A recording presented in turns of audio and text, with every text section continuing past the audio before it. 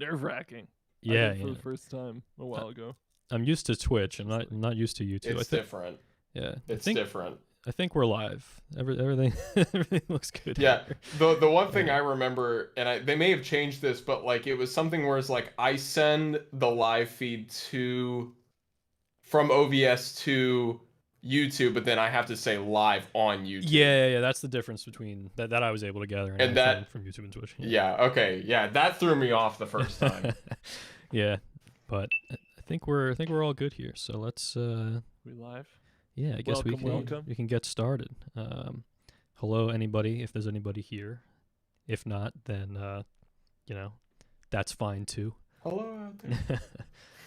So we are here, gentlemen, to talk about the new Beatles documentary. My name is Joey. I'm joined by 8-Bit Music Theory and Garrett Williamson. And I'm going to just give a little bit of a synopsis of what it is we're talking about. So bear with me. I wrote this at like 2 a.m. last night. And if I make any mistakes, forgive me. Okay. So The Beatles Get Back is a 3-part documentary series directed by Peter Jackson that covers, in chronological order, 3 weeks in the lives of the Beatles in January 1969. It consists almost entirely of footage captured for what was originally intended to be a TV broadcast of the Beatles rehearsing for a live concert that would be televised at the end of that month. That broadcast ultimately never happened, and the footage was instead used for the sort of infamous 1970 Beatles documentary Let It Be, directed by Michael Lindsay Hogg. So the Let It Be documentary has a little bit of a reputation for being kind of like a dour glimpse into the breakup of the Beatles, and I think that's largely because it came out right around the time the Beatles broke up. Both surviving members of the Beatles, Paul McCartney and Ringo Starr, do not like that movie at all, and because of that, it has never seen like a home video release since like the 80s, so it's kind of a pain in the ass to get your hands on it. I think I found like a VHS rip of it or something in high school and watched it, but it's Wow. pretty much been out of print for a very long time.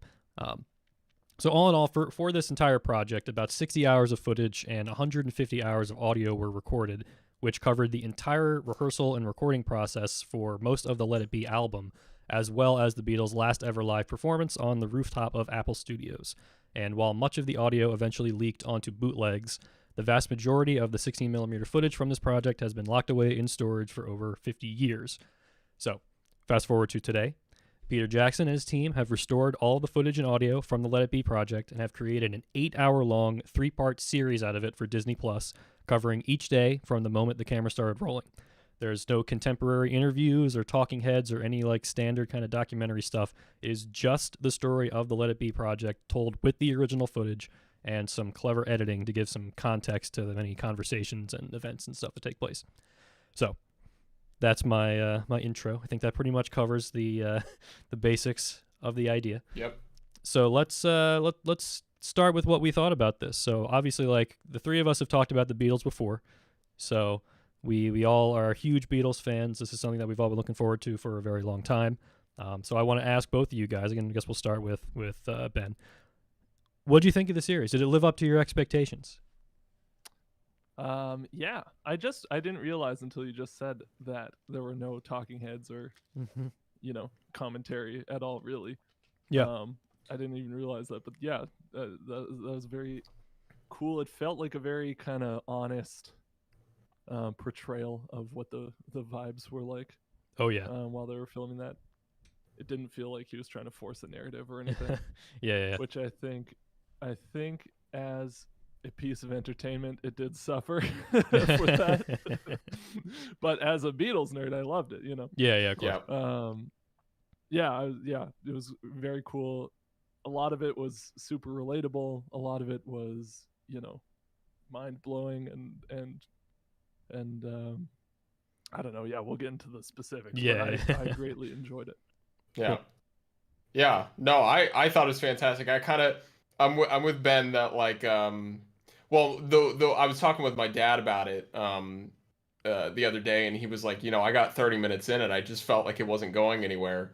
And I was like, that's kind of true, but it does get more interesting as it goes. Mm-hmm. But part of what I found so fascinating about it, and I think a lot of it is in retrospect versus, when the original documentary and when Let It Be the record released, that was right off the heels of the Beatles. You know, they probably felt like they needed to tell an interesting narrative. But now we're at a point now where the Beatles are so iconic. I mean, and not that they weren't then, but like especially that whole time was so legendary and iconic that almost just showing the most basic thing there is like its own fascinating narrative. Sure. You know? And I think like what I told Dad is my dad was like it's what's fascinating about it is that we have you know, I know the three of us and most other musicians have put them on like such a level of their own because they're just a level above everybody else in terms of songwriting for the most part.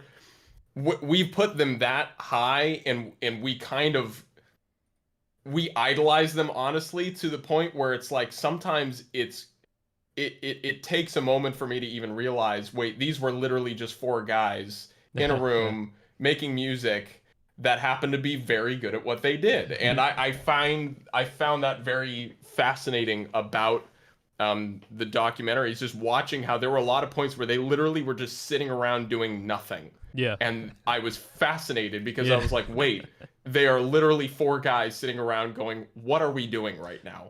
Yeah. And I love that. So yeah, anyway, that's kind of my, we'll get more into the specifics, but yes, it was very fascinating. I enjoyed pretty much every minute of it. Yeah, so. I think it's funny you mentioned like they're just sitting around trying to figure out what they're doing, because I think the funny thing about the whole Let It Be project is that I don't feel like at any point any of them had any idea what they were actually doing. Like they had a vague notion that they wanted to do a live performance and that they were going to rehearse songs for it, and that I guess they were going to film the process of doing it. But that's pretty much it. They didn't know where they were going to perform. They didn't know exactly what they were going to perform. They just kind of knew like they wanted to do something that was like more like what they did in the old days. It was kind of a back to basics approach. They didn't want to do overdubs. They just wanted to perform like a band. And I think that was influenced by, they did like a live performance of Hey Jude on some TV special or something. And that like kind of got them excited to perform again. So that's where this idea came from. But throughout the course of the documentary, the idea changes like hundreds of times. Like they're constantly deliberating over tons of stuff, and like none of them really ever settle on anything until like the very, very end, when they just say, all right, whatever, we're going on the roof. And that'll do it. So yeah, it's really interesting watching like the process of creativity happening when there's not really a guiding hand. And I guess like the main guiding hand is Paul, which isn't what the band's not super happy about that. Yeah. As you can say, especially George. But so I guess a little bit to some of the points you guys are talking about. I'm curious, do you guys think that this is something that like people that are not fans of the Beatles are going to be able to like watch this and get something out of it? Or is this purely for the freaks? You know, because like I have a hard time answering that because I am a freak. So like I watch this, and every single tiny little thing that every one of them does, I'm like, oh man, I'm blown away, right? Yeah. But I'm wondering so my own opinion is I do think that there are some things in it that are really interesting just from like a documentary filmmaking standpoint. But I do wonder about it because I feel like having some knowledge of the Beatles obviously amplifies everything about this. I think because originally, when it was first announced, it was just going to be a movie, right? Right. Probably like a 2.5 hour, 3 hour long movie. Mm-hmm. And I think that version of this would be approachable to most people. Mm-hmm. And then I can just, because I would do the exact same thing if I was Peter Jackson, where I'm like, I can't cut any of the 4 hours of just them goofing around that don't serve any like narrative purpose. Yeah. I can't bear to cut any of that, so I'm going to put out an 8 hour long version. Yeah. I think that was going to turn away anyone who's not already invested in the Beatles. Sure. But if people are, it's streaming, it's on a streaming service, so people are willing to just go through and skip around if they get bored. And exactly. Yeah, absolutely. You'll be able to get something out of it. Sure.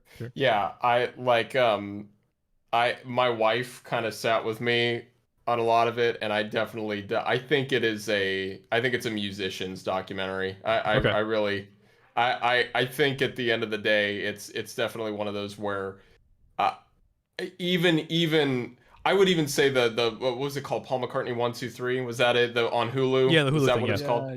Yeah. I think that's definitely more approachable, but I mean, even then, I think both the things that have come out this year are very much musicians documentaries, and I think this one especially, it's very much for people who really want to know, what was happening and the story behind what was going on. So sure.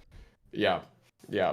So as musicians, then what kind of things in this really struck you as interesting? Because from the perspective of like people that play music and are probably familiar with similar kinds of creative situations that you might have seen in the movie.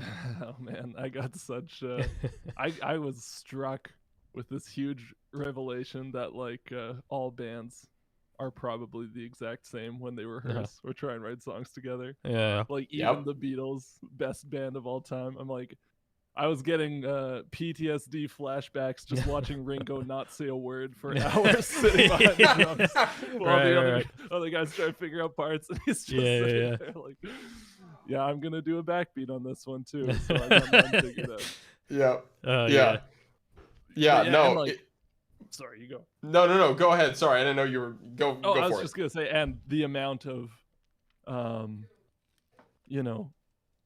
just go for messing around and like I have no idea what to do to make this song work, and the creative process was just as kind of all over the place, and it is the exact same as any like dumb garage band I'd ever been in. The only difference being that the end product and the ideas that they came in with were just like 10 levels above. Yeah, of course. Yeah, no, I kind of that was one of my first observations as well. As again, it was like, wow, these really are this is a band. This is like it's not some second coming of Jesus Christ. Like, I mean, it's literally 4 guys in a band, and but I think probably one of as a musician, one of my favorite moments in the whole thing had to be when they had, because nobody ever had, it doesn't matter if it's just some random guy or the most iconic songwriter or artist of all time.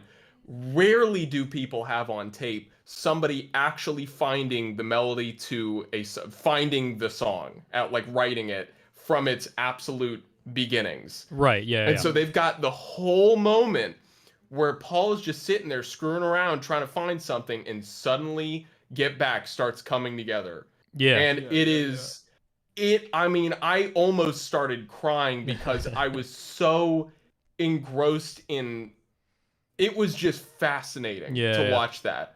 Because you're just sitting there seeing probably one of the, most iconic Beatles songs. I mean, it's definitely up there. Just happening on the spot, and they've got the whole thing on tape. That just never happens. So that has got to be I just sat there in awe the whole time I watched that. That's got to be one of my favorite moments, at least from a musician's perspective. Sure. So he's just sitting there kind of like strumming a drone on like A, and just trying to come up with something, right? Like where do the words come from? Where does the melody come from?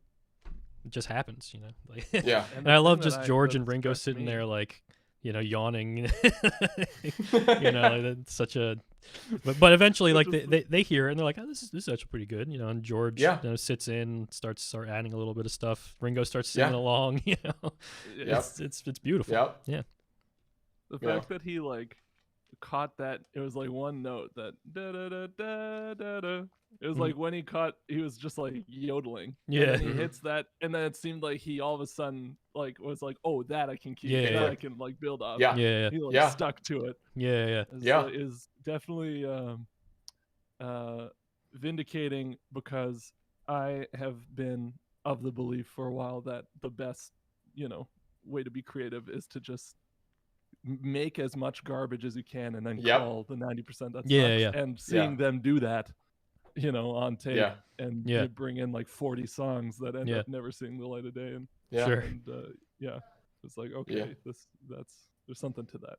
And even like not even considering all the other songs, like Paul would come in with a couple of songs, like he had like Two of Us and and stuff, and like they play them, and like you hear that like original rehearsal of two of us, and you know what the final song sounds like. So you're listening to this and you're like, oh, this sucks. This is like, come on, guys, what are you doing? You know, obviously this needs acoustic guitars and, you know, like more subtle drums, right? But like, of course, eventually they get there, but you watch them go through so many iterations of these songs until you finally get to the final one that we've heard like a million times before. And yeah, it's fascinating. And I think like, at least for me personally, like the length, I didn't even think about the length. You know, this release the 50-hour cut. You know, I'll watch it because, like, there's, like I said, like every little thing that happens in this, there's something in there that I think is interesting.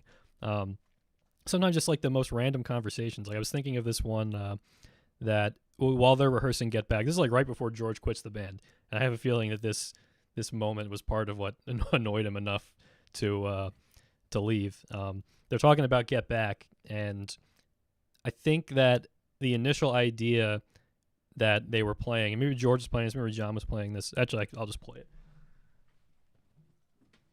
So, like, they're doing Get Back kind of like this, like, get back, right? You got, like, that sharp 9 chord in there, and that's not in the final song, right? And you hear Paul, like, talking to both George and John, like, that we want to get away from that, you know. I don't like that chord. That chord is he says, you know, its chords are like fashion, you know, that go out of style and stuff. And George is like, it's just a chord, man. Like, they don't go out of style. But like, and it's funny thinking about like that sharp 9 especially, because I think like when Paul's talking about it, John just starts doing like the, you know, the Purple Haze or whatever. And nowadays we don't think of like Purple Haze and like the Beatles as being like far apart. Really, like, Purple Haze or the Jimi Hendrix Experience stuff would have been like what, like 1967 or something, and this was like right in the beginning of 1969. So Paul talking about that going out of fashion just sounds insane. It's been like a couple of years, you know, since Jimi Hendrix introduced that into like rock music and stuff. So well, I think a big thing is Paul was the most pop writer of all of them, and you know, the reality is that to some extent there's a lot, and you know, for largely maybe, you know, it's the old fart in me going, I used to be better, but there are a lot of chords now that I don't think you could totally pull off in a lot of pop music now because people think it's dated and old, you know. So it's possible that Paul was looking at it the same way, but you know, George and the rest of the band is probably looking at it more like a rock artist, just like, screw it, it works, you know. And I like that sharp 9. I actually like when he played that. I was like, dang, that's cool. Yeah, like, it's cool, right? They could have kept that. Like, to me, it just feels like Paul didn't like it. He needed a reason to tell George not to play it, and that's what he came up with. I don't know. Yeah. Because like you're thinking about like Paul, like this guy talking about chords going out of style is the same guy that in a couple weeks is going to make them spend like many days in the studios on like Maxwell's Silver Hammer. Like you're complaining about that chord being corny, and that's true. It's true. Like, come on, give me a break. It's true. But at the same time, like, I'm sympathetic to Paul in this whole thing because he's trying to get stuff done. Clearly, like, he's very very active in trying to get them to focus and get something out there. But at the same time, like, George is just trying to do what he wants to do. He's offering his ideas and getting shut down. Like, so interesting to me, because I came out with a lot more sympathy for Paul McCartney too. Like, you know, you have heard the rumors of him being a total slave driver or whatever, but then watching it on footage, it's like, oh, everyone just wants to sit there and not do anything, and he's the only one being like, let's try and write a song. But yeah, I feel like it was really interesting seeing the George and Paul dynamic, because George really did seem like he was trying to like explore as a guitarist and a musician, like his personal voice, you know. Whereas Paul was very much like, we're trying to put out a record or do a show or whatever, like and like Paul was right, that is what they were doing. And I love that conversation where George is talking about, you know, guitar soloing and how Eric Clapton, he was describing how Eric Clapton could like take it out and bring it back and have this whole narrative thing, like improvise. And well, the whole time he was talking, I was like, oh man, yeah, that's so awesome. And then John just goes, that's jazz. Yeah. Or whatever. Yeah. Sometimes John is just like so like he can be brutal, man. Like when George brings in "I Me Mine," he's like, "Come on, we're a rock band." Yeah. Oh my gosh. Oh my gosh. Come on, that song is good. It's a great tune. Yeah. No. Well, man. if anything, it's fascinating watching their dynamic because it. Firstly, as you guys know, Paul is like, he's my favorite, and I think it's because he's a pop writer. I'm just kind of more of a pop kind of guy. But watching this documentary gave me a whole new level of appreciation for Harrison.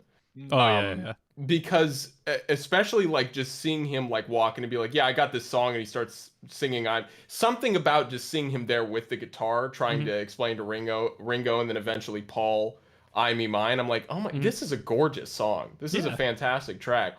And then the moment that I was like absolutely loved him was when Ringo brought in his idea for Octopus's Garden. Oh, that brings a tear to your eye. That's such a beautiful Oh my moment. gosh. It was, because like Ringo's he's got just a basic chord progression, but he's got a nice melody over it. Like, right, we've got a good first starting point. He's like, that's all I've got. And George immediately comes over. He's like, well, what if you tried this? And then he starts playing this crowd. I'm like, you just wrote like a song 20 times better than anybody else that would, like, he just pulled that out of his butt. And and the fact that he was just immediately like, this is how you'd have to structure this so that it makes sense, you know, having this, oh man. And playing way more complicated chords than what ended up being in the song too. That actually was like, that's another case where I was getting annoyed where like that's not the right chord, or is like, you know, it's like no, that should be minor. That should be minor, George. That shouldn't be an A major chord. Take it out of the key and then bring it back, wind our way back. And it's like no. And honestly. Yeah, if my personal opinion, I actually liked what he came up with on the spot, I think a little bit more than the final track, personally. Like, I was like, dang, that's a song right there, man. Like, that was so great. So now I'm trying to remember. Does that tune modulate to A in the solo? I think it might. I don't remember. I think it modulates to F from C.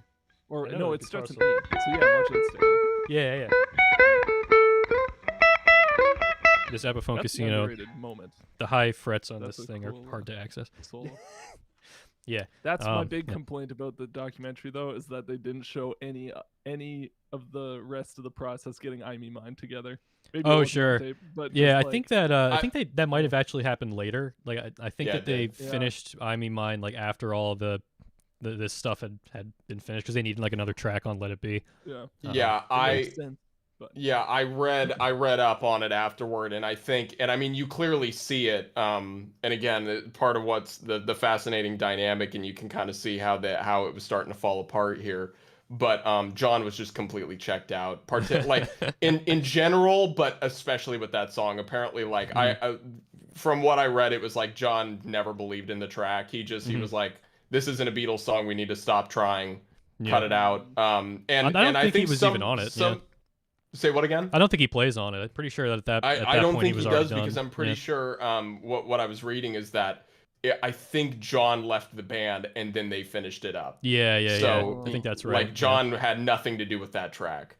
Yeah. So it's interesting, but the whole time it is because there was kind of the classic story that Paul was the reason they broke up or whatever. And it's interesting watching, because it's all the more proof, really, that he was probably the most eager to try and keep them together. He was having breakdowns over the fact that if things weren't, like, John was checked out and Paul was like, we've got to keep this going. And it was that constant kind of battle between the two of them. Yeah.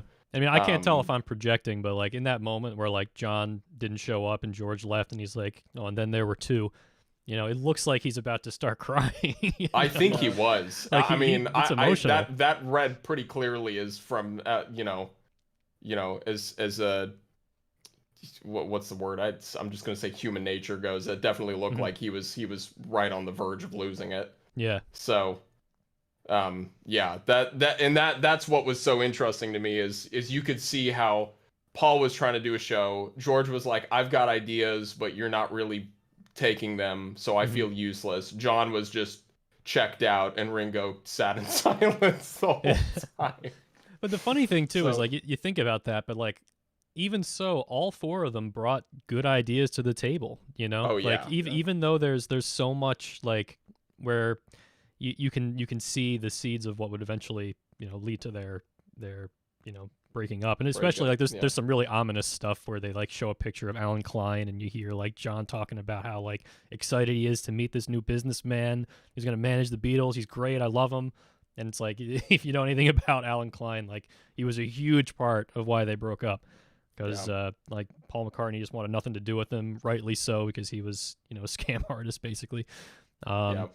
But yeah, there's a lot of those kinds of like ominous things. But at the same time, like you watch this, and when they are just sitting there coming up with ideas and working as a band, it doesn't look like a band that's going to break up anytime soon. It's just there's just hints of what would eventually happen, like that. Yeah, and well, sorry, I was quickly adding Billy Preston's addition into the band in the second half of the documentary. You could also immediately see like the mood change, like it improved everything. Like I feel like they started to really feel like a band again for a second, and I think it was largely because of Billy's contributions. I feel like that's got to be that's got to be my favorite part of the documentary in total. Just like Billy Preston sits in on I've Got a Feeling, and like as soon as he just starts figuring out some things to throw in there, like you just see Paul light up. The whole band is like so excited. Like I love that lick he came up with. That and again, like George being a really smart guitar player, he hears what Billy Preston plays, and eventually he learns how to play it too, or at least like a version of it.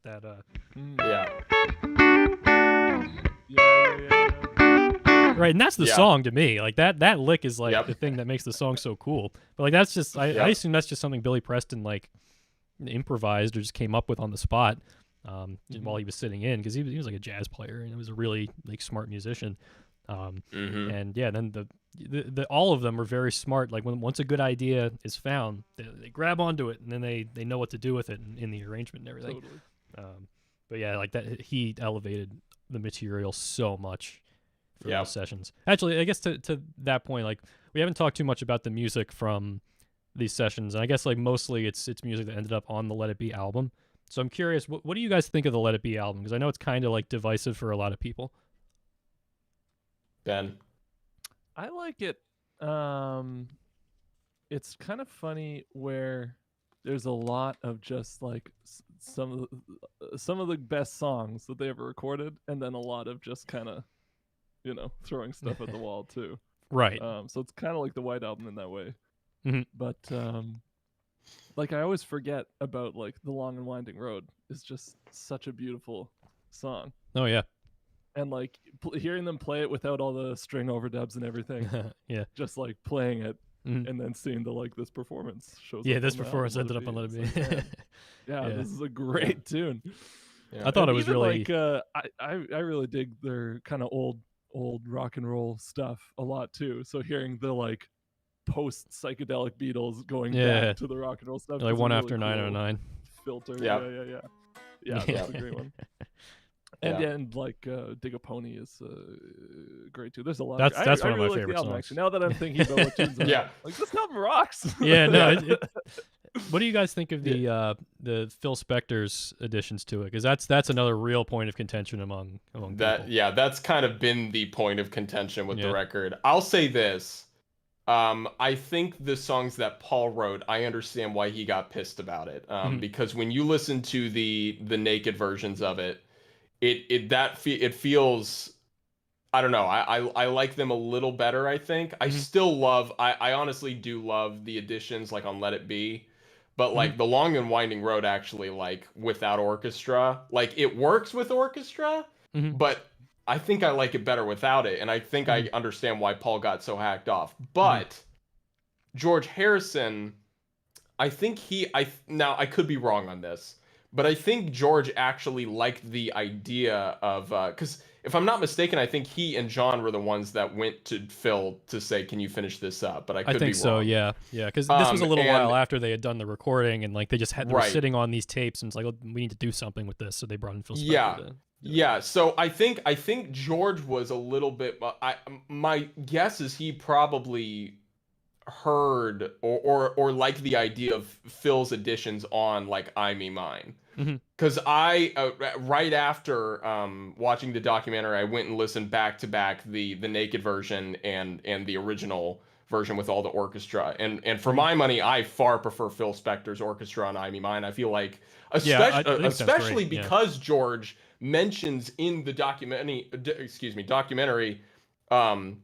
which I think this may have been known information beforehand, but he talks about how part of his inspiration was a TV show he watched, and there was a whole ballroom sequence, I believe. That's right. And all the strings in the original record, I feel like brings that out. Like it totally, I can totally see where George was going. So I think it's kind of, for me, I think it depends on the song. I think Phil's additions in certain songs are what made the track. In other ones, I think it's kind of what ruined it. So yeah, that's my opinion. But I also agree with Ben that I think I was a little bit like earlier on, like it was like, yeah, Let It Be is a fine album, but the more I think about it, the more I'm like, actually, I actually really dig this record. So the thing with understated, weirdly. You always think about songs like Dig It or Maggie May. It's like, what, these are not even like real songs. What are they doing on here, right? But then you remember like the good songs that are on it. Like, oh wait, this like. And I was just thinking of things like I feel like the Phil Spector version of Across the Universe is far and away superior to the single version. Like the orchestration on that sounds so good and fits perfectly with the I agree. And like the Long and Winding Road, I always used to like when I first started listening to the Beatles, I did not like listening to that song. I just felt like the orchestration was like really just too much, And I feel like that's sort of where like Paul was coming from, and where really like a lot of people are not happy with the Long and Winding Road's orchestration. I actually think it's funny in the documentary you hear George Martin talking to Paul, and he suggested like, I think Paul wants to put strings on it, and Paul was still kind of going back and forth over whether or not he wanted that at the time, and he got him, but did he ever? But I will say that the Let It Be remaster that just happened, like the 2021 like box set or whatever, I listened to that mix of the Long and Winding Road, and I think they did a phenomenal job making the orchestra work in that mix. Like it sounds noticeably different and so much more like in the other one, the orchestra just feels like it's punching you in the face with how loud it is, which is of course the Phil Spector thing, right? And it works in some cases, but in that song it just felt overbearing. But the way that I guess Giles Martin would have been the guy who did the remix, the way that he put the orchestra in that mix, that made it make sense to me. It's like now I feel like this orchestration really does support the song in a good way. And just one other funny thing about that song is that when they mention like this is the take that they used, it's so funny when you listen to it without like anything else, because John's playing like that Fender like 6-string bass thing, and his playing is terrible on that cut. It is so bad, but you don't notice it in the final. Just plonking and like, no, don't play right now. It's funny that that ended up being the final thing. Yeah, no, and I totally that was something else I was thinking about when you talked about the remasters, or really just that they completely redid the mixes on them. So much better than the original, in my opinion. Honestly, I think maybe that's part of the reason that when I was, I mean, that's a kind of a low blow to be like, oh, the mixes aren't good, so the music isn't good. 'Cause that's definitely not true. Right, but I won't lie, like the mixes on Let It Be, especially compared to Abbey Road, it's just it was a lot weaker. And it's possible that maybe part of me just didn't care as much about the record because the mixes were, because listening to the new mixes, I was like, oh my gosh, like this is like, so Across the Universe is another one where I think that the new mix runs circles around the original. I think they just did a lot that really brought out what was so great about those songs. Sure. Yeah. So yeah, definitely. Yeah, I'm like kind of like iffy on the new mixes in general for like all of the Beatles catalog. I think sometimes they're better, sometimes they're worse. But I definitely think the Let It Be album benefited a lot from having another I agree. look at it. Yeah, for sure. Yeah. let's see, what else do we got? Well, like going from that, then, what would you say is like your favorite song from these sessions in general? Like even stuff that might not have ended up on the final album. Like what song that they're sitting in there rehearsing over and over and over again do you think is if you had to pick one? Might be "Don't Let Me Down." That's like one of my favorite Beatles songs. Sure. All time. And they rehearsed "Don't Let Me Down" a lot. Rehearsed a lot. They really did. It was very, yeah, it's like you were saying before, where you know what the finished product is, so it seems so obvious. But then, like, oh yeah, if you were writing the song, that would be so hard to put together. Like, you know, you have a really good like 8 bars, and then we just play it over and over for 20 hours until it turns into something good. And that's another one. But where, that was really cool to see it come together too, with all the Billy Preston obviously coming in and just kind of making it, and then John being like, I can't keep singing this. Like, my voice it's a hard song to sing, I think. Yeah, like he's going for it every time, like really like, screaming and everything. That's another song where like there's at one point where like John is extending the phrase before like in the verses a little bit longer than he does in the final, where it's like and he's like, no John, that's too much, don't do that. No, just cut it back.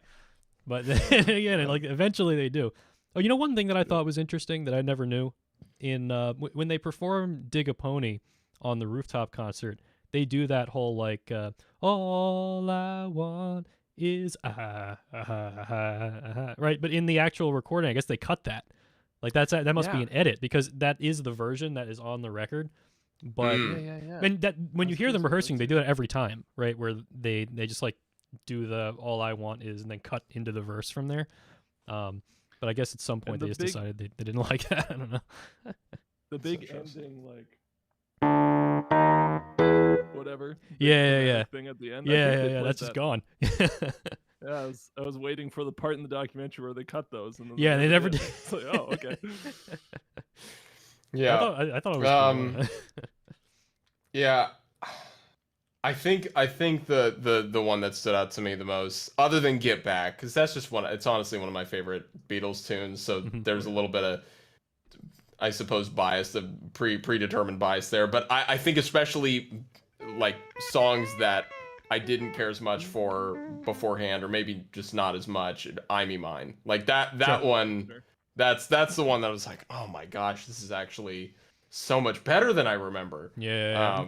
Don't you just sit there wishing too, when like George would bring in a song, you just wish they would have spent a little bit more time on it. Yeah. Like I feel like "All Things Must Pass" should have probably gotten a little bit more attention, because it's a good tune. Like you can tell it's a good tune. It's just like they play it and like Paul just looks like he's falling asleep during that that little rehearsal. It's like clear, like George is like, all right, never mind. I'm not gonna bother with you guys on this one. And then John just being like totally like nothing on "I Me Mine." But then it's funny, like later when they're at Apple, like at one point John is like, I've been trying to get us to do one of George's songs, right?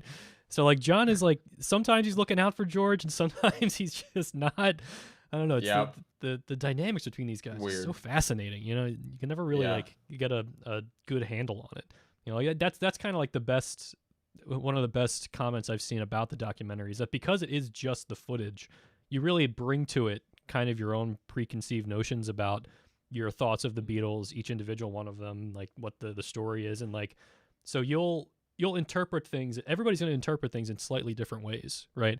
Like there's going to be some people that watch this and look at Paul and be like, why won't they just listen to this guy? He's clearly the only one who has any idea what's going on. He's just trying to get it done. And there's going to be people that watch this and it's like, why won't this guy just shut up? He's being so annoying and he's not giving them any room to breathe, right? But like it's that I think is one of the fun things about the Beatles. Like even when you have all of this footage that is more or less definitive of what it is, you'll come away with it with like a million different interpretations about what happened. I guess I'll ask you, like, did this documentary like change any of your guys' opinions on like this period of Beatle history? Because I know that it's one of the most like talked about and like kind of iconic periods in Beatle history, and this is like the first time that we've seen all of this footage in such a comprehensive form. So I wonder if it like did anything change in your guys' mind about what this actually was? I think I maybe had it, maybe not consciously in a way that I thought about explicitly, but I kind of had it in my mind that like it's too bad that they broke up when they did. But watching this, I kind of thought like, oh no, they should have broken up when they did. Like that was the right call. And yeah, like they really weren't as kind of at each other's throats as everyone talks like they were. And like John and Yoko, when George was talking about maybe doing a solo album, and John being so supportive, like, oh yeah, totally, we can record an album of just your tunes and it'll be like the Beatles supporting George Harrison. And he was like, no, I meant like a solo album, like my own thing. And he was like, oh yeah, okay.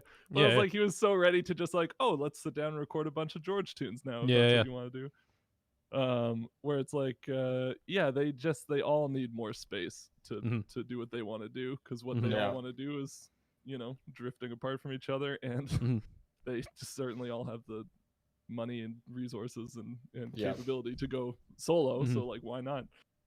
So kind of like I don't know, just frame things in a different light, where it's kind of a happy ending, even though there's a lot of stress around the for sure. Obviously. I don't know. I don't know if anything like really changed in my mind about most of it. I guess the one thing is it was kind of interesting to watch. Like, number one, it was great that there was actually a cameraman really getting the emotions of George right before he walked out. But it was also interesting to see that, because you can see that, you know, at least during those sessions, there wasn't really ever, I'm sure a lot of people had it in their mind that like, and I think this is just kind of echoing what Ben was just saying, but like, I'm sure a lot of people had in their mind that they were probably this close to throwing punches at each other. They were, you know, probably, you know, throwing crap at walls. And it wasn't like that. It was like George just at some point was just, he shut down and he was like, you guys don't care, I'm out of here. And that's it. Yep. And it was like, it was as simple as that. And then there were discussions, you know, between the few of them about how to get George back and whatnot. But what were you going to say, Ben? I will say it's possible that they were like just boiling over with rage and they were just British. So yeah, that's true. That's true. They're not American. That's a good point. The way I saw it, that's a good point. They probably have more self-control than a lot of us would have had in that scenario. Speaking of that's British probably people, incredibly true. What do you guys think of the police officers that broke down the rooftop? Oh man, that was awesome. That was fantastic. That was good. One of my favorite parts is that you've got like, now I don't remember like the actual like names of the positions, but like you could tell the two like lower guys were like really hacked about it, and then like the higher up guy walks in and he's far more like nice, and he's just like, hi, can I just go up to the roof? Can we just have like a little discussion? It's just so funny to see that immediate like dynamic. They were, oh my gosh, that was great. I like it. That feels like rock and roll to me. Like make a whole bunch of noise on the rooftop and get pulled down by police. That's rock and roll. Oh my God, when Paul like turns his head and he sees the police there, he's just like so happy, because you know he was talking about it before, like he wanted to perform somewhere where they weren't allowed, so the police would be like pulling them away while they're playing. Right? So when he saw the police, he was like, woo! Yeah. Oh my God, it was so good. Another thing is, I didn't realize how much I appreciated the Beatles just sticking with being like a band from Liverpool till the end, with like the rooftop concert, as opposed to sailing to, you know, Arabia, Libya, whatever. And first of all, it's hilarious how hard that one guy was pushing that idea. Yeah, Michael Lindsay got in response every time. Oh yeah, okay. They clearly didn't want to do that. Yeah, but also because I heard or read that Abbey Road, when they were trying to figure out what the album was going to be, it was the same situation of like, you could call it Mount Everest and fly to Mount Everest and take a picture on Mount Everest, whatever. And the fact that all this stuff, they just kind of, you know, it was all very close to home, the road outside the studio and just on the roof of the studio. It's kind of it seemed like it was kind of born out of not laziness, but just like, you know, like they didn't really take it that seriously. It's like, it's here, we're here, it's fine, let's do it like this. And then it turns into the most iconic thing in the world. You know? Yeah. Well, it's like, I think what's so great about that is because it's like to respond to like the Abbey Road thing. It's just like they could have called it Everest or whatever, and they could have gone and gotten a picture at Everest, but Everest is already like this big, crazy, like remarkable wonder, right? Mm-hmm. What they instead did was they literally went, screw it, let's take a picture in front of the street of the studio we're at. Yeah. And now the street is iconic as a result. It's so much more iconic, I think, than it ever would have been had they called it Everest and taken a picture at Everest. Right. Like, and I love that. That's a good point. Yeah. Yeah. I didn't even think about that. Yeah. That makes a lot of sense. Yeah, it's cool being able to see some of like the seeds of the Abbey Road songs on this during these sessions too, because this was like barely before they started recording Abbey Road even. Like so much happened in the beginning of this year for the Beatles, but like you see George bringing in something and like trying to figure out what to do with the lyrics, and of course like Ringo with Octopus's Garden. Man, that moment is so good. I think the thing I love about the thing I love about that Ringo moment especially is like he plays those little chords and his little melody, and he's like, "Oh, that's all I got." And everybody has a good laugh or whatever. And then if George didn't come over with a guitar, that's where it would have ended. They wouldn't have recorded that song. He never would have done anything. But George was like, "No, I'm gonna help my friend, finish this song." Like how beautiful is that? Yeah.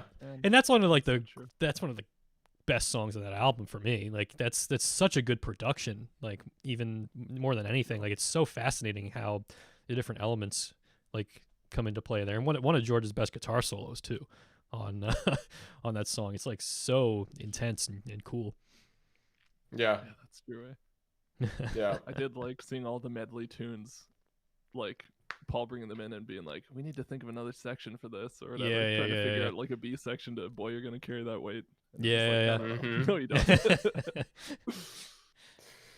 think it's funny in hindsight too, because I think John was like really he used to talk about the Abbey Road medley as like being stupid, or it's like we should have actually finished those songs instead of just putting them together like that. It's a bunch of junk, doesn't mean anything. Then it's at the same time it's like, but man, it's pretty awesome. For us in hindsight, like it's so good, like, and all those songs like they feel like they're supposed to go together because we've heard them a million times going together like that. Yep. Well, and it's something new too, right? Like yeah, exactly. You can be derisive like John and say, "Oh, we're a rock band. I Mean Mine doesn't fit. Oh, this is stupid. We should have just played the songs, whatever." And this chord is out of fashion. We can't play that. Yeah, exactly. But just doing new stuff is very, very much the Beatles, part of the Beatles' identity. So yeah, and I think it really is like what Ben said, like it was actually good when they broke up, because if we think about it, so many other bands like they break up so much later, or they don't break up, and it taints their legacy. Let's just be honest, because the Beatles ended while they were on top, man. I mean, like they literally and I think we had this conversation last time, but like they were totally a product of the 60s, and there was something great on every record, and like they went out with, to a lot of people their best record, was, if we call Abbey Road their last record, which I think is fair, because it really was kind of the last thing they recorded and wrote. Right. It's I definitely think about that when watching, like I agree with Ben. It's good when they broke up because they ended on a really high note. Maybe it was still tough, and it's not easy to break up, but they ended on a really great note. So And another thing that I thought was so interesting was how cavalierly they treated the Beatles as maybe cavalierly is not the right word, but them talking about like, oh, we should add other people into the Beatles and stuff, and talking about the Beatles as like kind of a brand almost. they seemed like they were a lot more flexible with what that meant or what that could include, obviously, than fans are or we are now. Because when you're in the band, you don't think it's anything that special. I'm sure. Right. Yeah. Or even if you think it's special, it's like you see all the warts and everything. Yeah. Yep. So I think that's part of it too, where they were like, yeah, well, let's break up the Beatles. It's not that big a deal, and then everyone else on the planet just has a heart attack. Yeah, for sure. Like, glad they did, because if they had like the 3 crappy albums after their string of gold, then it's like, but like, come on. I always wonder about this, and like, of course, it's it's whatever. Well, there's no way to know, right, about what would have happened, but like, there's something special about those 4 guys together that was never there when they were apart. Like, their solo stuff I really like, right? But there's some kind of magic in the 4 of them being together and the music they made that was gone when they broke up, right? And like, I mean, I agree with you. One thing that, and this means nothing and is really stupid, but has always for some reason stuck out to me.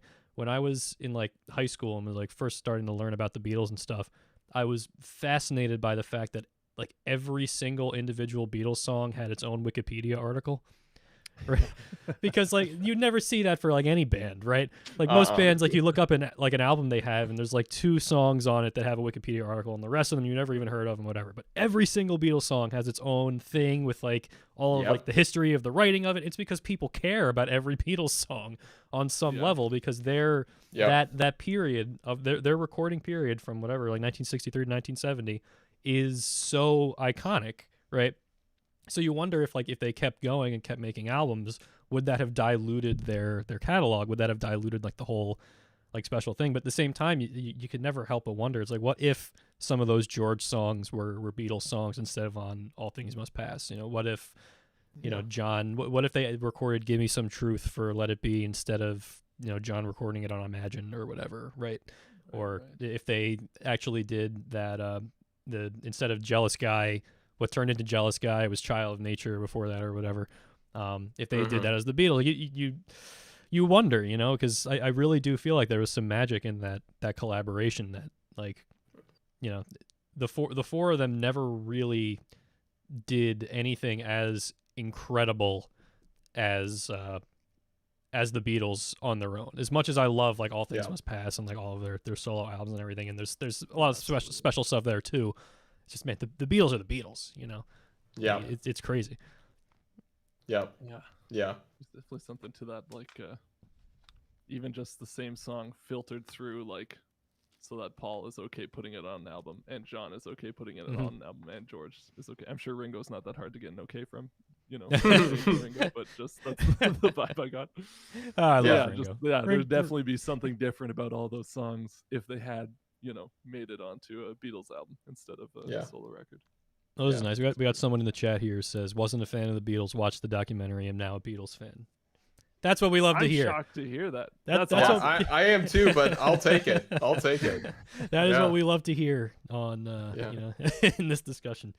It's my mission in life to spread the good word of the Beatles. Yes. Because there's a lot of people, like, and even with this documentary, like, I don't care about like social media responses to things or whatever. And most of the people that I interact with in my life are like sympathetic to the Beatles, right? But every once in a while you see a quote retweet of like the Get Back thing where they're like, oh, this is just how songs are written. There's nothing special about this, right?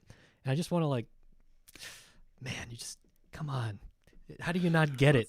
Like, this is the Beatles we're talking about. Written.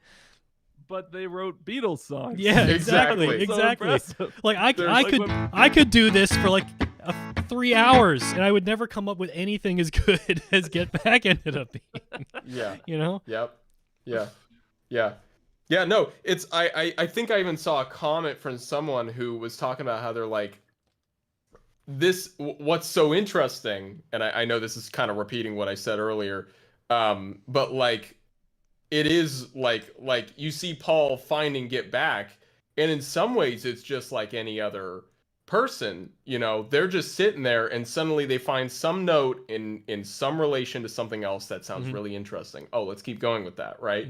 It's not the fact that like Paul is somehow writing a song. It's not like he's got a choir coming down on him as he's figuring this crap out. Yeah. It's the fact that he's so musical that he can pick out the parts that are like, okay, this is working, this is not working, and bring together something that is brilliant, that turns out to be, you know, one of the greatest songs ever written or something, you know, usually alongside John Lennon or something.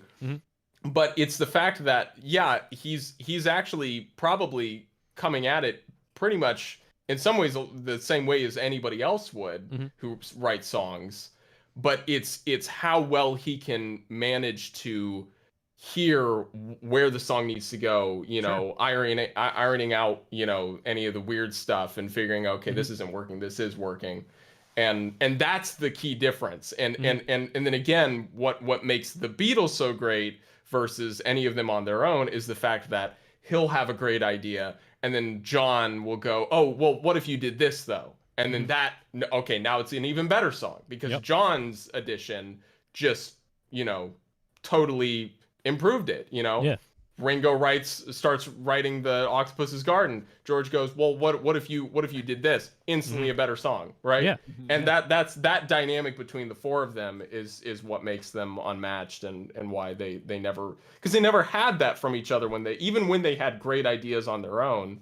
They didn't have John Lennon sitting there going, well, what if you did this right after, you know? Yeah, I guess maybe it's like what everybody always says about Star Wars, where like when George Lucas made the prequel movies, he was, at that point, George Lucas was like, you know, a god to people. So he comes up with an idea. No one's going to say, well, maybe we could do it this way, maybe we could do it this way. There's no collaboration at that point. It's just, all right, George, you said it, right? So like, and when they're on their own, they're you know, individual members of the Beatles. You know, whoever is playing with them, like on some level, like, you know, George is playing with Eric Clapton. There's you know, mutual like legendary status between them or something, right? So like they're not gonna like, there's not gonna be any deferring to George as much. But like most of the time, like if George is playing with a bunch of session musicians or something, like they're just gonna do whatever he wants, right? Like and they might offer some ideas. It's not gonna be like totally uncollaborative, but like it's not like the Beatles. It's not like Paul McCartney just saying like, no, that's not what I wanted in this song, right? And like on some level that can be annoying, but on another level it can be productive for you know, certain songs. Like I said, you know, it's those four guys together. Like they're creative. Like the way that they approached songwriting and working on each other's songs, it did something special, you know. Yeah. And it's always interesting. We'll never know what could have been if they, you know, if maybe John didn't meet Alan Klein, maybe they kind of like got their stuff together a little bit, but at the same time, like I'm kind of with you guys where it's like that period of songwriting and their recording history is just like a perfect thing, you know, in and of itself. So let's see, we got, I'm impressed with how they wrote stuff without being paralyzed by pressure of earlier success. When Paul wrote Get Back, he's so playful and relaxed, which is necessary but difficult in his position. Yeah, no, definitely. That's true. Yeah. And I think that's one of the funny things, like just hearing this, like approaching this documentary as from the point of view of a Beatles fan. Like I know all these songs. We all know all these songs. We've heard them a million times. But at this point, these songs were nothing. They were just ideas that the guys had and were coming up with, and they're all new. They're all like new things that are happening in the moment, which is so exciting because you so rarely think of like the Beatles in that way because of how much their catalog is like so iconic from beginning, middle to end. But like when they were, you know, at the height of their powers, they were always just making new stuff, you know, always trying to come up with new ideas and new music, and not worrying about what people cared about it that much, more or less just kind of doing what they wanted to do, you know. And it's I mean that's why the Beatles are so great, you know, because that's that approach to songwriting and just art in general of just like we're trying to follow our own heart and guidance on the kind of stuff we want to make is how you make the best stuff, you know. Yep. That's true. Yeah. I was really surprised by, it was really interesting to see their approach to lyric writing too. Oh yeah, that's so fascinating, isn't it? As somebody who's never really written lyrics or like tried, like seeing that just almost made me understand the process a little bit. if you approach it so much from like the sort of work process that they approached it as, like it wasn't so much like they were waiting for divine inspiration to write these super incredible like poetic lyrics. They were just trying out words, until they got something. It was so much more about the phonetics of the word than anything else. Yeah, which I thought was so interesting. Is Tucson in Arizona? Yeah, and like knowing like they as expert songwriters, like, oh yeah, I know I need a word that's this long that kind of sounds like cauliflower or whatever, but I don't know what the word is yet. It's like, how do you know that that's the perfect rhythm to go there right now? Yeah, I thought that was super interesting, and how little they cared about like whatever words came to Paul's head while he was writing Get Back would be in the song. You know what I mean? Because like pretty much, yeah. He said were, thought it was a woman or whatever. Yeah, and it's just like, okay, so that's where we're starting with the lyrics. It sounds good. Yeah, yeah, I love like I think John is like trying to describe the lyrics to like his part of "I've Got a Feeling" to Mal Evans, and he's like, it's either hard year or good year. I haven't decided yet. Yeah, it's like those things are the opposite. Yeah. Eventually he uses both, like in the song. Like I think the first time it's hard year, the second time it's good year, but it's like, just funny. Phonetically and rhythmically, they're pretty much exactly the same. Yeah, and exactly. Yeah, that was really like inspiring to me. Just like hearing them approach it so matter of factly, because I think sometimes when you try to write songs, you try to do anything creative, you're sometimes paralyzed by thinking your ideas just aren't very good, or like you're not saying anything, you're not doing anything that like people would care about. But like when you get to the people that are really doing it and like are really good at it, they're approaching it very, very much like a process. It's a process that they've done over and over and over again. They're not super concerned with like what the end product means so much as what the end product feels like, what it sounds like. Does it work for the song? Is it going to be memorable on some like come together as complete nonsense, right? But like it's exactly what that song needs to be. Like you could never imagine other lyrics for any of these songs, really. Like whenever they try out other lyrics in these songs during the documentary, you're so angry. You're like, this is bad. This is not right. It's not what it's supposed to be. Why can't you guys just figure out what it eventually turns into already? Oh man, I know the brilliant line for this. I know exactly what this needs. Mm-hmm. Maybe because I've heard this song 100 times over when you guys finished it.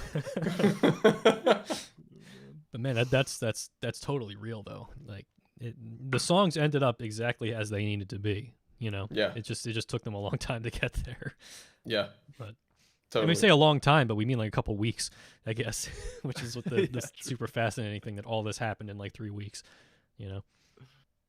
Yeah, I mean that can pretty much be said for their entire career. Yeah. The fact that they did all of what they did in the amount of time that they had. Yeah. I mean, it's unheard of. It's crazy. I was also struck by they were like our age when they were. I know. Yeah. That makes me like, feel oh, man, awful. Yeah. I think about that and I'm like, oh no, what have I done with my life? Yeah. During this, like, Paul is like 26, George is like 25. I think John Ringo might be like 28. And I'm like counting my own age, and like it's like, oh my god, this sucks. They accomplished so much before they were 30. It's unbelievable. All of their time in the Beatles was before they even hit 30, which is crazy. Like, I was talking with my dad, and he said, well, think about it this way. Paul is so separated now from the Beatles that because my dad was born in 70, and he said, he's like, the Beatles broke up my entire lifespan. I'm 51 years old, and Paul has spent my entire life not being with the Beatles. Right. He's like, that's how long it's been. Like, and that's how young they were. Like, it's crazy. It's nuts. Yeah. To think about. So it was a different time, I feel like. I've a lot of, even like today, like a lot of the popular artists are very young, obviously.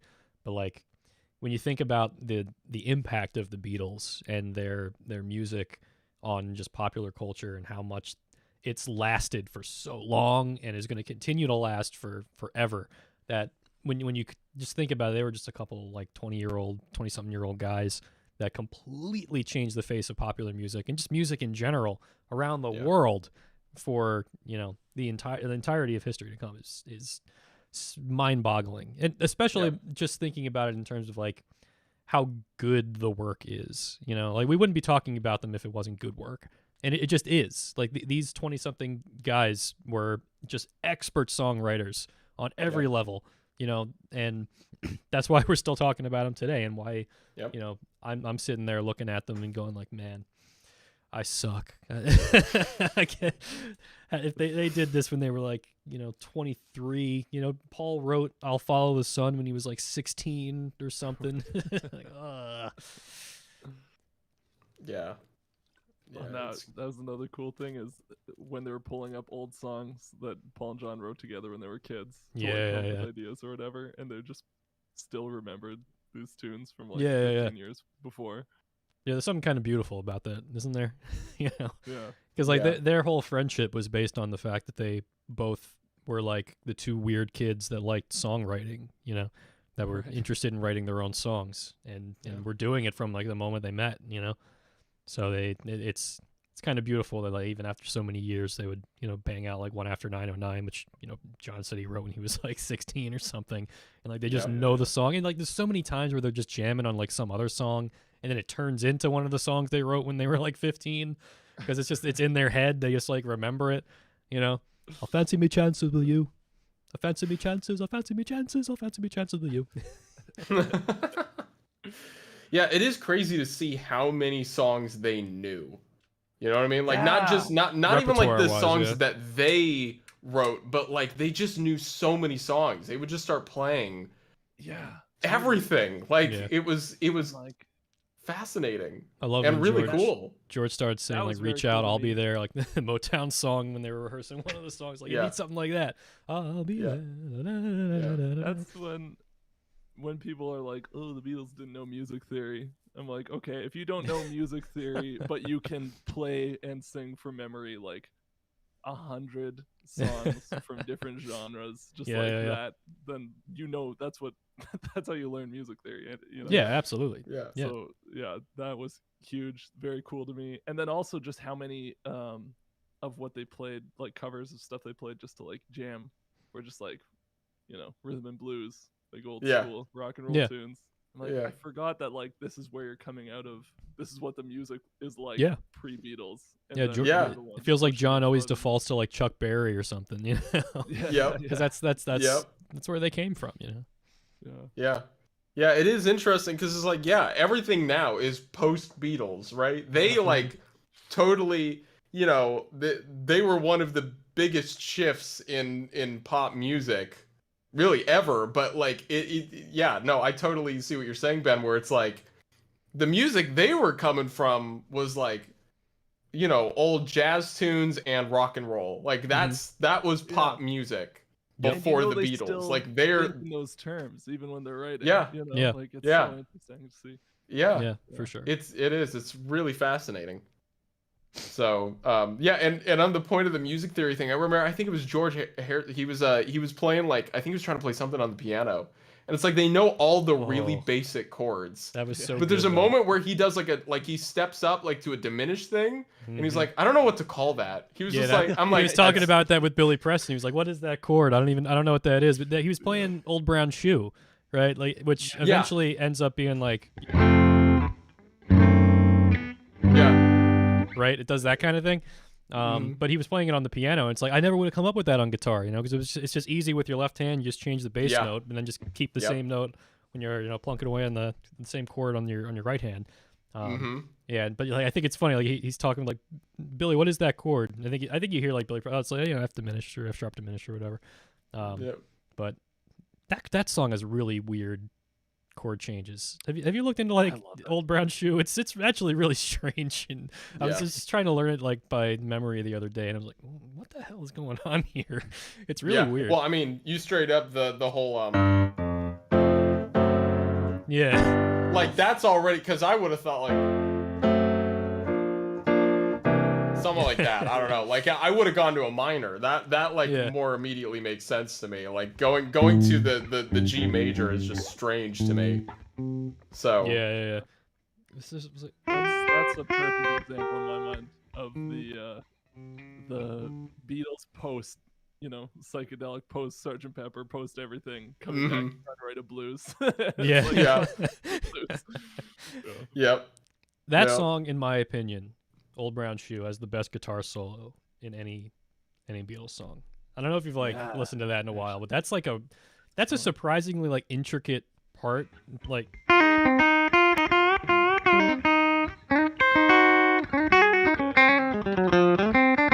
Isn't that so good? That chromatic thing there, and then it does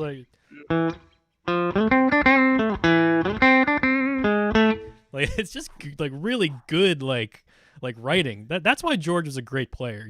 He could find those things. He wouldn't improvise them, but he would find them. And then come up with But I feel like that song is underrated for that reason. It annoys me that nobody remember thinks about that song just because of how good that that guitar solo is. You remind me when it comes to it's none of them really improvise. I didn't realize because you watched him rehearse Get Back a million times. I'm like, he's literally playing the same solo. That's what I realized. I was like, he didn't just screw around and that's the recording. He literally had practiced that exact guitar solo, or Lennon did, probably 100 times over, and that it almost validated me because I'm not a good player, so anytime I do a solo, it's the same solo and I'm just practicing how to do it to the best of my ability. So that was interesting to see. And the same deal with Harrison is, but they play with so much attitude and feel that it's, who cares, it sounds so good. It's another exercise in composition, It's another part of songwriting. They're just trying to write I always think it's interesting how if you're writing a melody or writing a guitar solo, the same ideas wouldn't work in both scenarios. Oh yeah. And I think George had a perfect he could just hear the guitar solo language, of this is what's gonna work here. This sounds good. Yeah. It just so nicely. Yeah, it's funny too, especially with the Let It Be tunes that are so jammy. You expect them to be a little more improvised than they ended up being. But they're not. Yeah. They've completely planned it out. It's honestly awesome. I liked that. Yeah, and you can you can hear it in the the solos that George plays. Maybe One After 909. I think he probably improvised that solo because that was in their early years, prior to A Hard Day's Night, or kind of maybe even on Beatles for Sale, but mostly before A Hard Day's Night, when they would have guitar solos, do those rock and roll covers, they would improvise the solos on Matchbox or something like that, right? And you can tell that they're kind of clunky, just that, pentatonic, whatever. But and that's basically what the solo on One After 909 is, just a lot better because he's a better guitar player at that point. But something like the solo on Dig a Pony, the notes that he's playing, he's picking the chord tones, he's very intentional about what he's playing.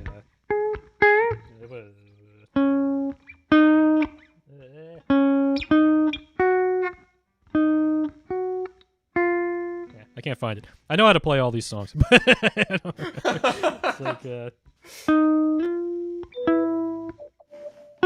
oh, that's it. Yeah, it's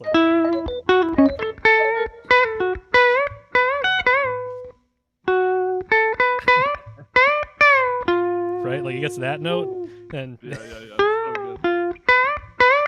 Then he goes up to there, and then it's just man, I love it.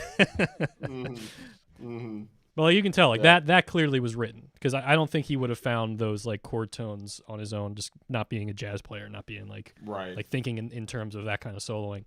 But it works perfectly for the song. It sounds so good in the final thing. Yeah. You're. All right. Well, let's. You guys have any other thoughts on anything we've been talking about here with the movie, the kind of Let It Be project, the Beatles in general? And anybody, if anybody's watching this and has any thoughts about the Beatles or questions that you're curious about.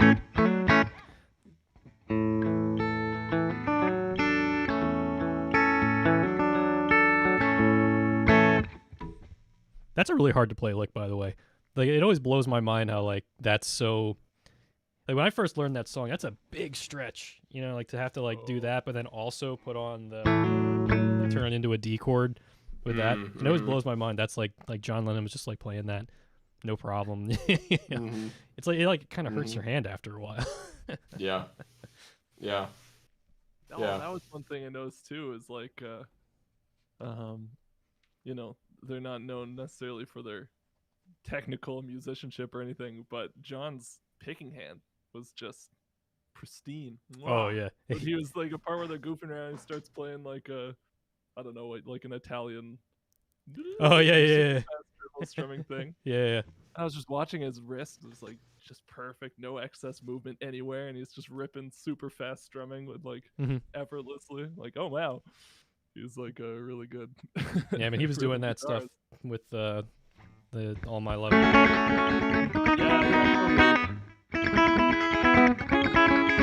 That's still like a pain in the ass to play that right.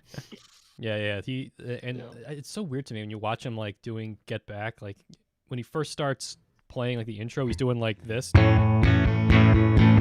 Yeah. Like, what is that? That's not a technique I'm familiar with. He's just slapping the strings to get that chord. Yeah, well, see, now that gives you a reason to do it. So if any guitarist ever asks you, what the hell are you doing? You just say, listen, John Lennon did it. John Lennon did it, and it was awesome. So, you know. Yeah. So one thing, this is Pacific Productions in the chat. One thing I do know about the Beatles, the one time they advertised their film Yellow Submarine on a Eurostar train where they decorated the passenger cars and recreated scenes from the film. The Eurostar train used for it was scrapped long ago, unfortunately, but there's a model train set that recreates the Yellow Submarine train. Well, that's actually really neat. That'd be a super cool thing to see. Fascinating. You guys like the Yellow Submarine album? Gonna be honest, not really. I've never heard the George Martin like string stuff on it. I've only heard like the Beatles songs on it, and I'm like, I'm not one of those people that's gonna sit here and tell you that what is the George song on this?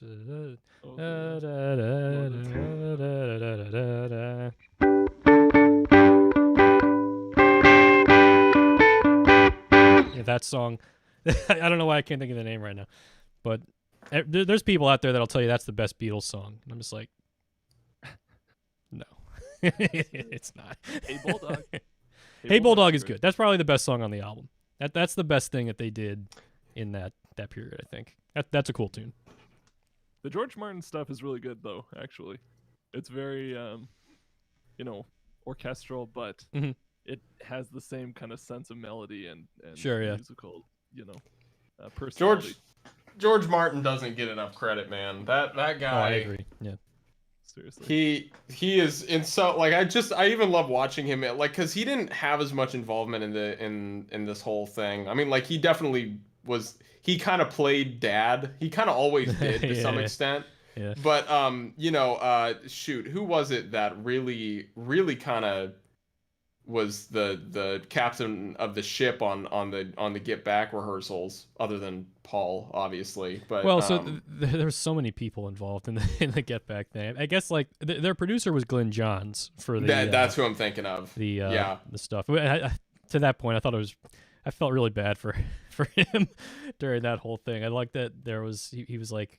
At one point, he asks Ringo, "Oh, is there a damper on your floor, Tom?" And I think like John just retorts, "The only damper here is you, Glenn Johns." It's like, oh, he's just trying to do his job. I remember watching that whole segment because because I think it was like he was asking about that, and then he was like asking Paul. He was like, "Hey, could you like get rid of some of the bass on your thing?" Clearly what was going on is they were having some issue with muddiness in the bottom end, and I think he was trying to resolve it, and the band's just not working with him. They're just like, we're playing this how we got it, man. We're not changing anything. It was so funny. I don't know what the knobs on this do. What do you yeah, he didn't even know what the knobs did. That cracked me up.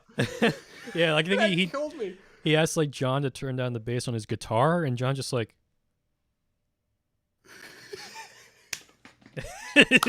He says no. And it's like I actually didn't understand what he was saying there, because this is like the same guitar that John had. Basically, it's an Epiphone Casino, and like it has like a tone knob on it. So like when you say turn down the bass, does that mean turn up the tone so that there's more high end? Because when you turn down the tone, it makes it more muddy and it turns it more like dull. So I don't know what he was asking actually. Like maybe on the amp you could turn down the bass, obviously. Yeah, well, he may have just not understood that about the guitar, you know? It's possible he's just trying to figure out any way to, like, resolve frequency issues, and, although I did he like, just thinks, you know... John, like, was kind of like, well, I like to have a little bit of the bass there, because it kind of gives it, like, a little drone, you know, when we're playing. Right. Like, it has, like, a little bit something in there. And probably in the room it sounded a lot better to John than it would have sounded in the booth, is my guess. Right, yeah. Yeah, but, yeah, that was... And the other thing is, Ringo is so funny. Oh, I guess that's another thought I had about the thing, is he cracked me up. What was it? They're just in passing, and they put in the subtitles where they're all just sitting around, and he just goes, "I farted," and I think he was sitting by George, and he was like, "I was thinking about just sitting here in silence and letting you figure it out, but then I decided no, I'm gonna let you know about it." It's better that I tell you. Yeah, it's better that you know. It's so matter of fact. Like all of them are hysterical. Like that's something that we haven't talked about in the documentary, but all of them are really really funny. Like when they first play "I've Got a Feeling," and George's like, "Is that one called I've Got a Feeling?" And then John's like, "Oh, I've got a hard on." It's just like they're very quick. You know, it's like the quips just come out like so quickly. Yeah, they were witty. They are. They're very funny. Yeah. This was great. That was great. I got a lot of laughs out of that documentary. Oh yeah, yeah, for sure. No, there was one other comment in the chat here. I was geeking out over the Silverface Fender Twins. Oh yeah. See, I didn't know what amps they were playing in during this time period. And, you know, I've seen like the Let It Be footage, but I guess I never really paid much attention. But yeah, it's like those Fender Twin amps. And I think like when I always used to just assume they were still using like AC30s at that time. But they were only really using the Vox amps, I think, really early on in their career, if I'm correct. It was. Yeah, sorry. Continue. Well, the other thing in his comment was Paul's quip about the Rickenbacker being too heavy compared to the violin bass. That's real, man. Like I just recently got this Casino. This is like a fully hollow body guitar, and it is so light. I love it. Like it's like you're barely even holding it. You know, it's just like it's so nice. But then like when I put on like my Strat, it's like the Strat's not even that heavy. Like it's like compared to like a Les Paul or something, which will literally give you back problems. Like, you know, but this is so nice. Like having like a nice light instrument, you know. Yeah. But I guess the Rickenbacker has a different sound than the violin bass would have had. Yeah. Maybe a little bit more. Oh my gosh, dude. Rickenbacker. I love that bass tone. I like one of my favorite things when it comes to like the sonic sound of the Beatles. One of my favorite things is Paul's bass. It's the big fat punchy sound from it was just like I loved that because then we started like people were getting really adamant about like cleaner sound, I think, and there's just something about that like fatter gritty tone of the. And some of it is the recording like how they were recording in the console they were going through and whatnot. But man, I love that bass so much. Oh yeah, I have a lot of thoughts about that bass tone because there's a lot of recordings in the '60s that used like maybe not like a Rickenbacker bass. They might have used like a jazz bass or a P bass, but like they play it very similarly where they kind of like palm mute it and get that like you know it's like it's a trebly sound on the top but still with like the low end. And like that kind of fell out of fashion at some point after the '60s a little bit. Yeah. But I always wonder like why that tone kind of like was so popular back then. And like part of my thought process was like, well, maybe it was like, you know, on the radio you would hear the bass better if it had a little bit more of like a treble cut to it. Which like and maybe that's like part. And I have like so many like thoughts about that. Like maybe that's why jazz was not as good for like radio and like recording when it came out because like the bass tone wouldn't be able to be heard on like a tiny like transistor radio or something. But like in pop music, you could hear it very well because they're doing that like the kind of like pick bass sound. You know what's really funny though? That's similar to the stuff they ended up doing in like video game music on like the Game Boy or Game Boy Advance, where they would do these like really trebly bass tones because you wouldn't hear it otherwise. So I always think about like 60s music when I listen to like some like the Golden Sun soundtrack or something on the Game Boy Advance. Like the bass is like so loud and sounds like a picked bass sound as opposed to like, you know, a thumb or like finger bass sound. I love that sound. It's so good. I definitely learned that like one of my favorite things to do often is to stack the bass with like a higher timbre on top. Because then you get number one, it kind of beefs up that bass line, but number two, again, like on weaker speakers, you can still hear the bass, you can still hear what's going on. You know, but yeah, no, especially those bass amps with like the stronger treble or just more distortion on it. It just you immediately can pick up more of what's going on smaller speakers.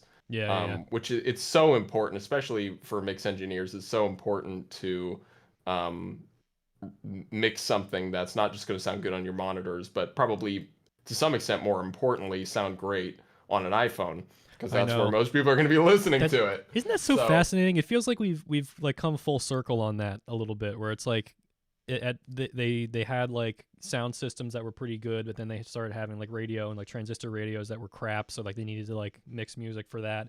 But then like things kind of got bigger and better a little bit, and then we get to phones, and now everybody's listening on a phone again. So it's like now that's necessary again, that we mix everything for like the tiniest speakers possible. That's so true.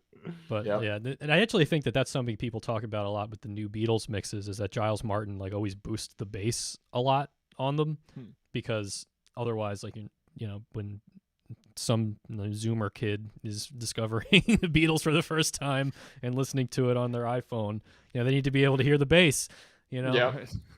It's fascinating. I mean, I listened to the Beatles on like the worst laptop speakers ever when I first started getting into them, and it didn't bother me.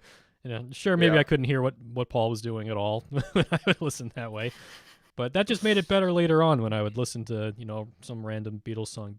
Whoa, what is he playing here? This is wild. Yeah. Totally. Yeah, it's fascinating. Honestly, I could talk about this forever. You know, there's so many avenues for getting into the Beatles stuff. You know. Yep. I agree. That part where they pulled out the stylophone toy was fun. They were so fascinated. Oh yeah, that was really funny. What was that? Like with that little like electronic music thing they were like playing with? Oh yeah. The sound it made was like really irritating, but like Billy Preston was like going really hard trying to make it sound good. You know, he's trying to come up with something that sounded good. Actually, it's kind of funny because it wasn't too long after this that they started doing stuff with the Moog, the synthesizer. In Abbey Road. I don't know when they got their hands on that. It was a little bit later, but not much later, I guess, right? Because Abbey Road again was recorded like not that much after these sessions. It's so interesting how all this. And this is another random aside, but like the history of recording technology follows along with the Beatles, like 1-to-1. It feels like where it's like all of this stuff was happening while they were together, and they were like on the cutting edge of every single recording innovation that ever took place. And nowadays, like all of us are using plugins to try to just get those sounds again. You know, like there have been innovations obviously since then, of course, but like for the most part, like we're desperately trying to get some of those sounds back in the digital space, because that's the stuff that sounds so iconic and good, you know. Yeah, people nerd. Well, it's super fun to nerd out about the technical specifics and stuff, but like you're saying, it's all in service of the song, and the songs are just phenomenal. You could listen to them on your crappy laptop speakers, and you're still falling in love with them, you know. Yeah, of course. That's funny. Like always comes back to that. And that Moog stuff, honestly. I mean, there is an element of it that is so old school, very clearly. It's very retro. But at the same time, in a lot of ways, that stuff has aged way better than a lot of other like synthesizer-based stuff that happened either around the same time or even in the following 10 to 20. Really all the way till now. You know, there's stuff that I listen to, synthesizer stuff from 15 years ago that I'm like, oh my God, that is so outdated now. Like, that's just, you know... like somehow and I think it's because it served the song so well, where just the way they used it was it just holds up. It holds up really great, you know. Yeah, like I love the synth stuff they do in Because, like, oh yeah, it's so cool. It's just such a cool color. Yeah, so for sure. I was just thinking that part of the reason why we like try and go back to the old sounds was because they were used on great songs. But hearing you say that, I'm like, no, I can remember some great songs that don't age well. Yeah. At all. So maybe yeah, it's true. It's so true. Yeah. For some reason, whenever I think of like dated synth sounds, I'm always thinking of like Blue Dabba Dee, Eiffel 65 or something.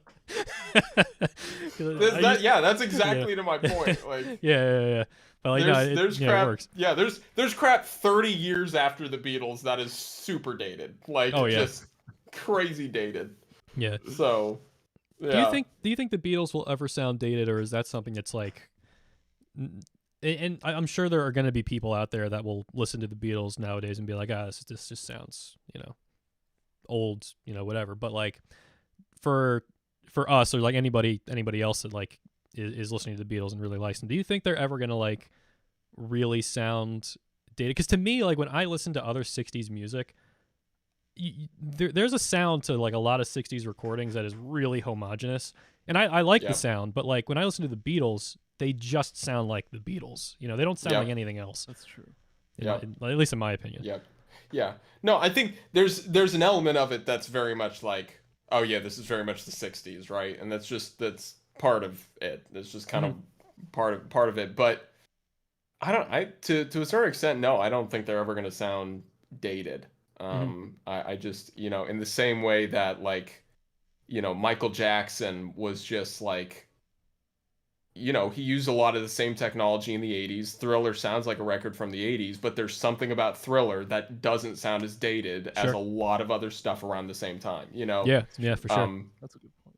So, I think it's kind of the same deal with the Beatles, and I think it's right to your point that, you listen to a lot of other stuff at the same time, and it's like, I like the sound of it, but it's very much like of its time entirely, as opposed to sounding like something from the 60s but still sounds good now. I don't know, it's hard to explain, but I don't think they're ever gonna sound dated. I guess it's just for me, when I listen to like an old Beatles song, my head doesn't immediately go to like Summer of Love or like 60s like iconography, because I feel like the Beatles on some level existed outside of all of that. Like they were like definitely like at the forefront of culture, but at the same time, like it doesn't just sound like your kind of typical 60s psychedelia stuff. Like Sgt. Pepper's Lonely Hearts Club Band, like that album is like held up as like the one of the big things for like 1967 60s stuff, but you listen to it and it just sounds like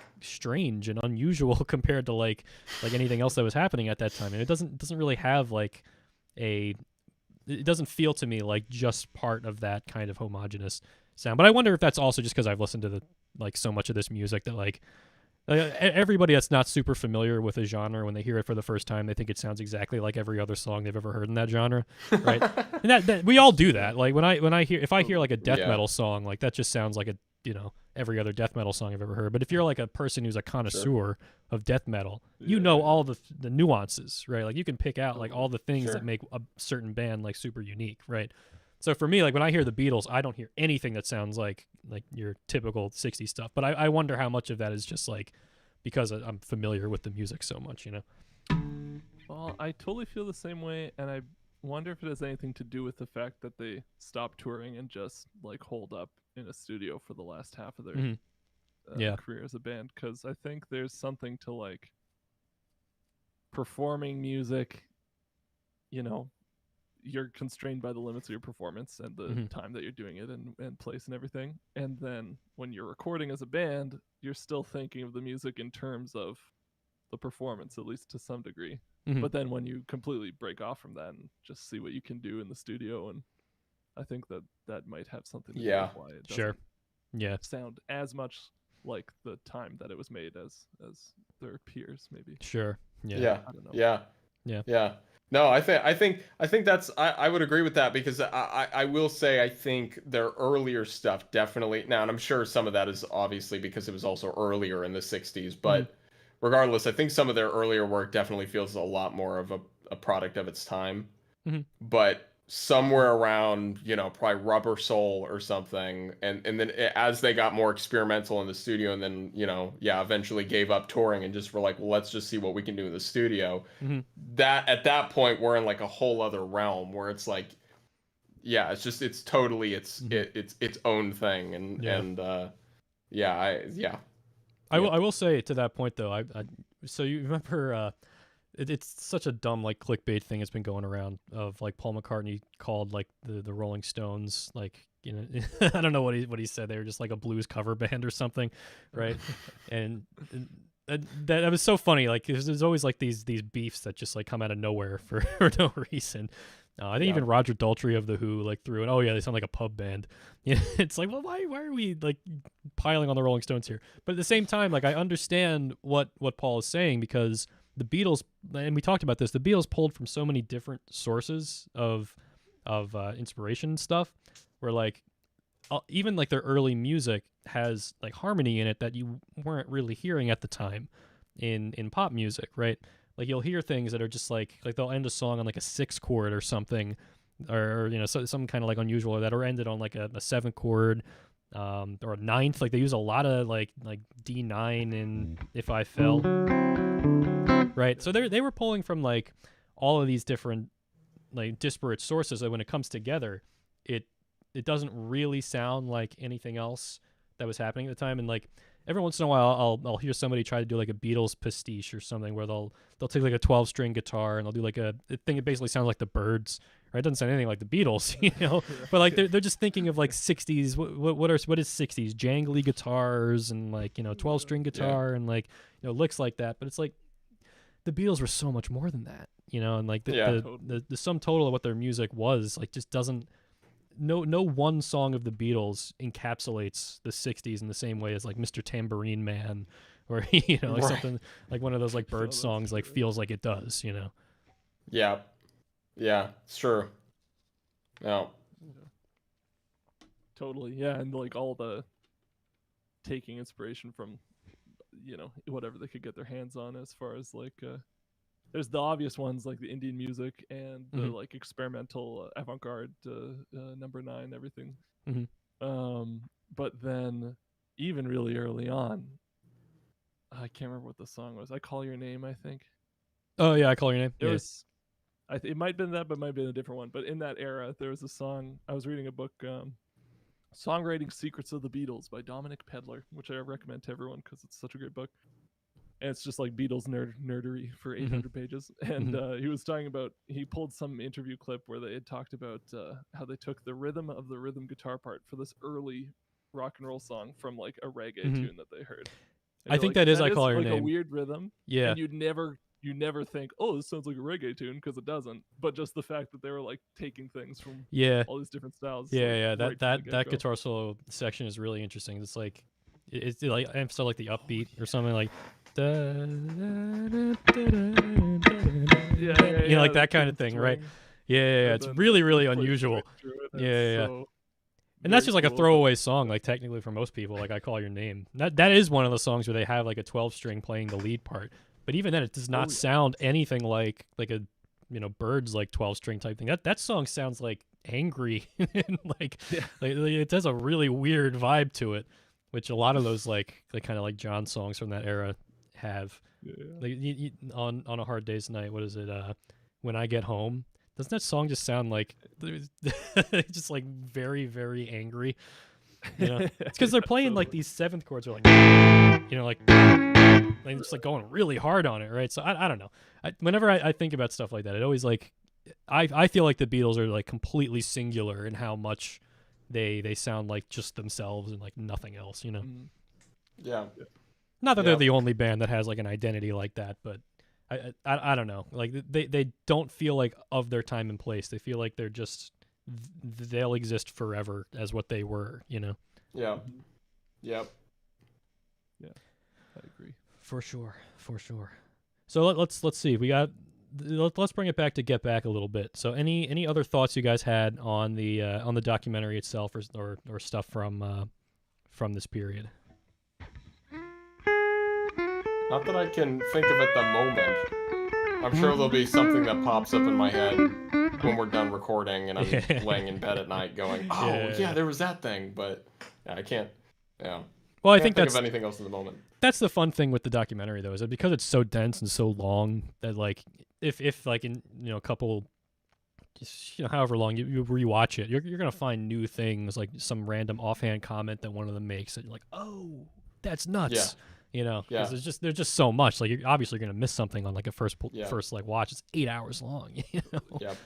But like I'm one of those weirdos who's like, all right, Peter Jackson, you've done it before. Release the extended cut. Yeah. Give me the 12-hour cut. Give me the Blu-ray with the special features, the documentary about the making of the documentary. Yeah.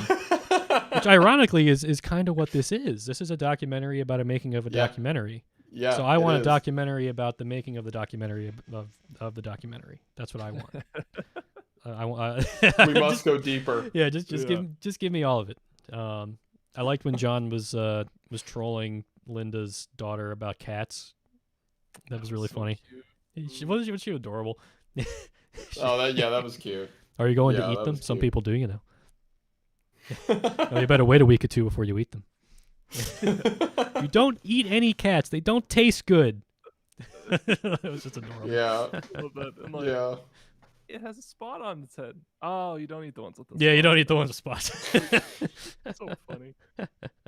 What else? I took like random notes while I was watching. I liked when George was trying to come up with how to get that kind of like honky-tonk piano sound on For You Blue.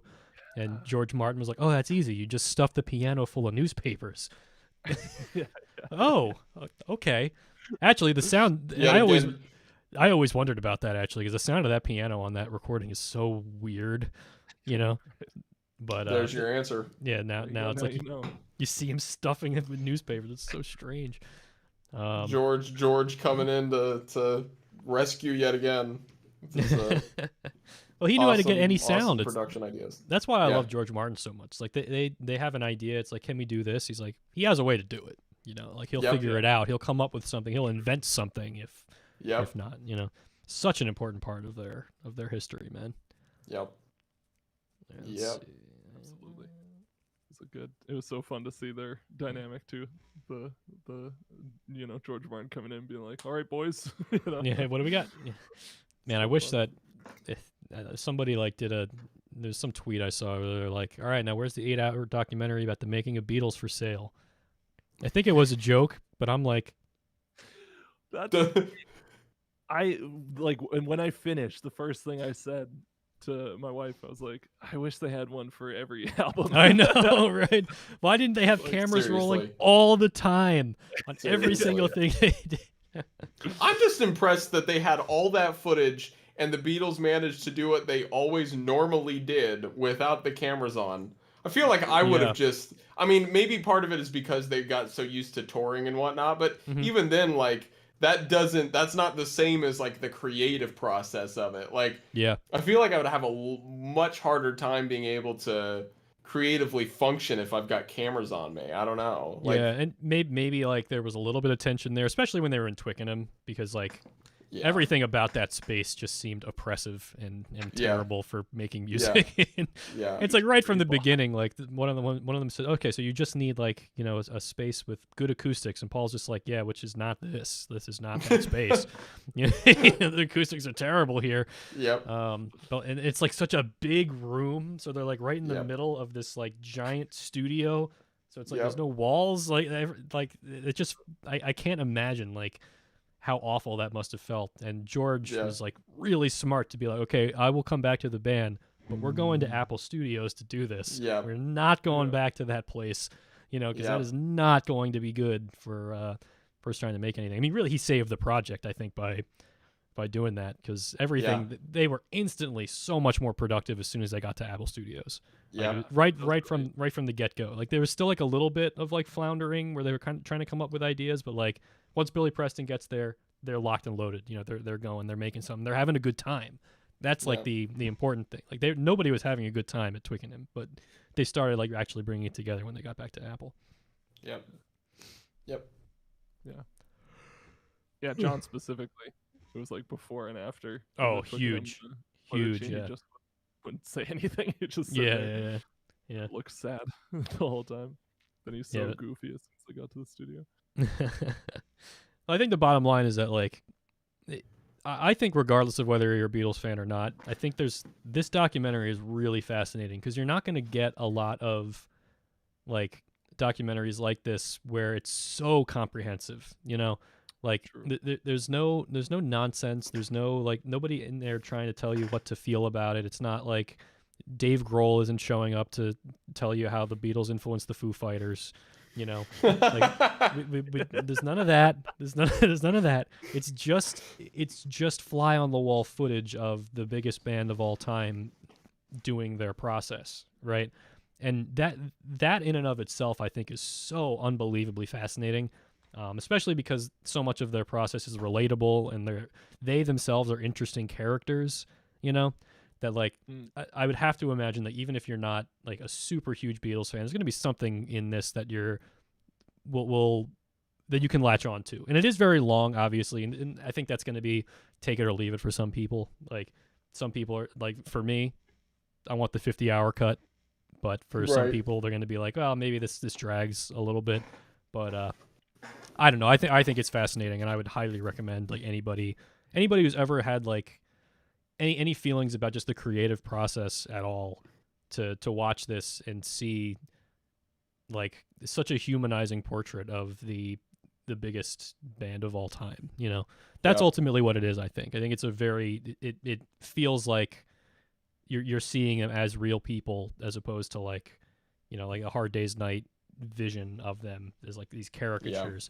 And what's so funny is that they still come off sort of like caricatures because they're just naturally like charismatic and like interesting people, but like you're seeing like every little moment in here that makes them feel real. And I think it's very inspiring for me anyway to see, like, you know, to see the process of like one of your favorite bands doing stuff and making their songs and being like, oh, now I kind of understand how they did that. I understand how they get to where they're going. And like, it's definitely like, I think you come away watching this documentary, if you're like a creative person, you're jazzed to start like making stuff, you know, and start like getting back to work, you know, like, at least for me. I don't know if it's the same for you guys. Oh, for sure. Yeah. It's very inspiring. Yeah. Well, any other thoughts, or should we call it there? We've been talking for a while.